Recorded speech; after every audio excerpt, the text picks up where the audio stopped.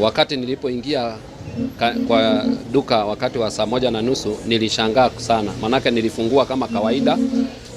Kuingia nikapata kumekatwa pande hii ya mlango, kuna mahali mabati imekatwa na mlango ya pili imevunjwa.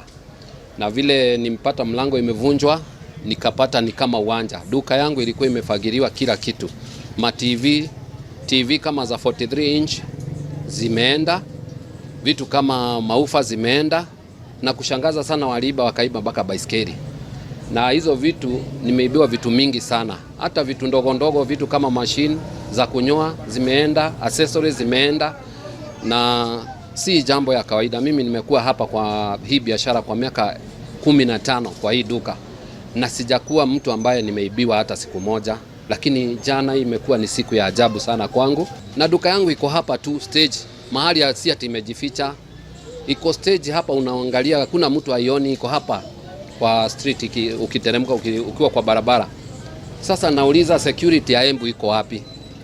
Nauliza security ya Embu iko wapi? Kama mimi naibiwa na niko kwa mahali ambapo watu wanapitia kila wakati.